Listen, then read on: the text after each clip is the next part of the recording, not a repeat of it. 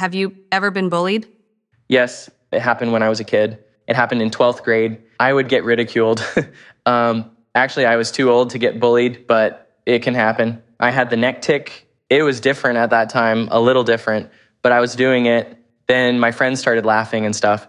They were grinning in class. I saw that they were laughing at me. They said, "You're not offended, right?" I said, "No, not at the moment, but if you exaggerate it, I will be offended." I told them that it wasn't a nice thing to do, but they continued to do it. I got angry and my eyes teared up. After that, I was both angry and sad. I talked to them. I told them that they exaggerated it. They realized their mistake. They apologized to me. It happened rarely in middle school, and I found out the reason for that years later. My mom was always secretly talking to my friends when she came to pick me up from school, when she brought me food, etc. She would say such things to my friends like, "He has tics, don't hit him in the face." I got emotional when I learned this. That's why it happened less at school, at least. Is Tourette syndrome widely known by the Turkish society? It is known, but very little. In general, when I say I have tic disease, they understand it. They hear it as the tic disease, but when I say Tourette, they react a bit strangely. I usually explain it as a more advanced form of a tic disorder with certain conditions that need to be met. It would be better for people like us if it was known a little more. According to my research on the internet, there were certain conditions.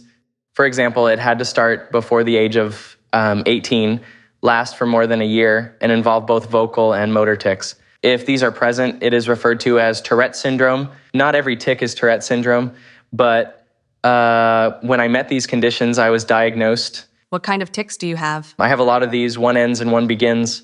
There is what I am doing right now. I move my hand like this. I have a neck tic in general. The blinking never stops. I've had it for many years. I was clenching my teeth for a while. My mom said I was going to damage my teeth. I also have a strange equalization tic.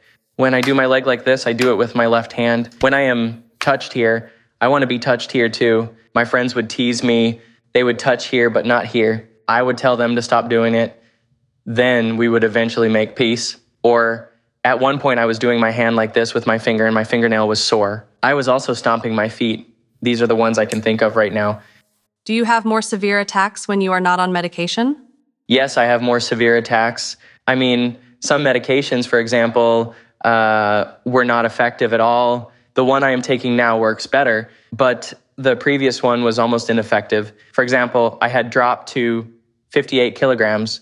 I am 70 now. I lost my appetite and I lost a lot of weight. The side effects can change. Is this a genetic disorder? Does it run in your family? Can your children have it? There is a genetic factor. These diseases can be caused by a trauma, but there is also a genetic factor. My mother had it. She moved her fingers like this. My father had vocal ones like throat clearing, etc. I have a cousin.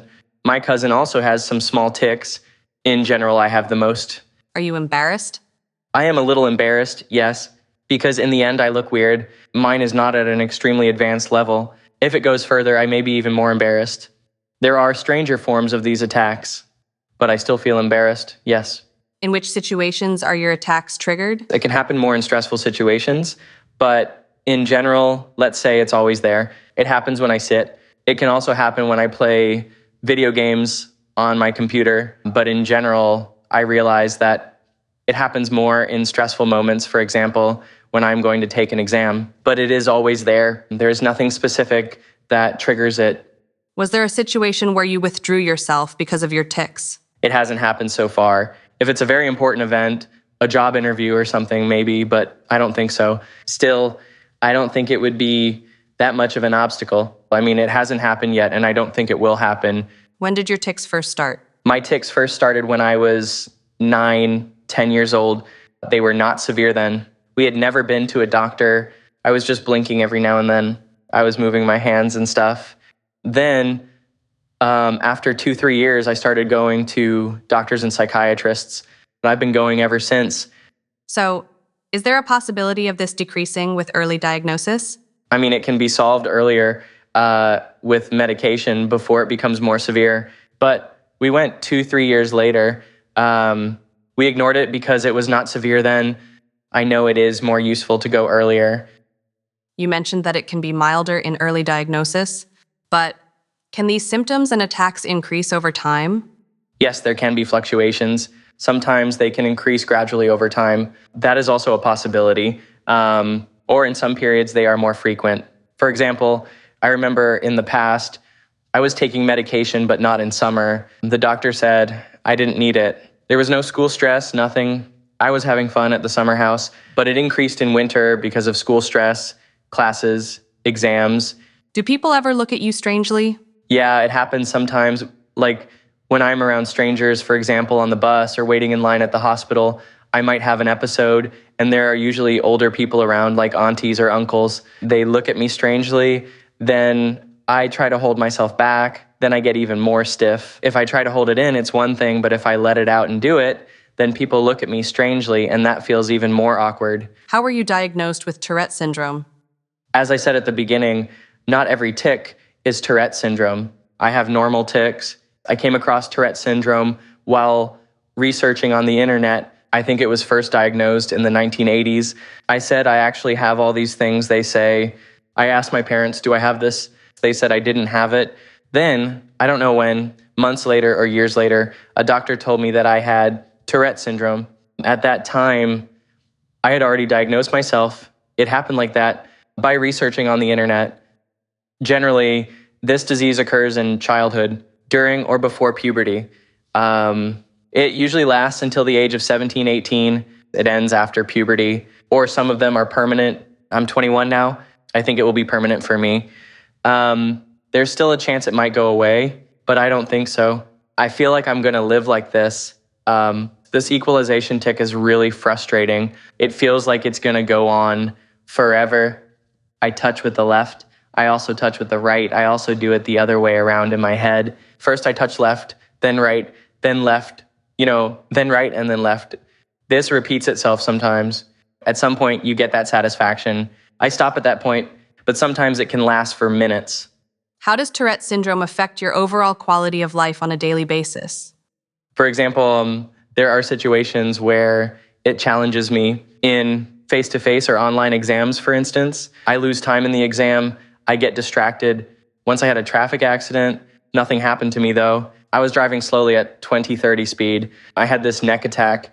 The steering wheel turned left. I was dropping my brother off at the school. I hit the car and my dad said, tell the truth, was it because of your tics or was it a normal accident? I said I couldn't hold it because of my tics. He said, you have a driver's license, but I won't give you the car. He said, I won't give you the car for your own safety. And I understood. In fact, you had a situation that could cause a traffic accident. Wasn't that taken into consideration when you got your license? It was checked. I was going to the doctor for checkups once a year. The doctor examined me to see if I was fit to have a license or not, to see if my attacks or tics were severe or not. Well, the doctor had the right to confiscate my driver's license after a year, for example, when I went back because of this disease. But I eventually had an accident and I didn't drive the car again after that.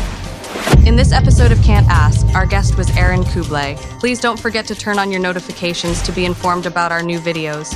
If there are different guests you want to see, questions you want to ask, please write in the comments. See you in the next video. Goodbye.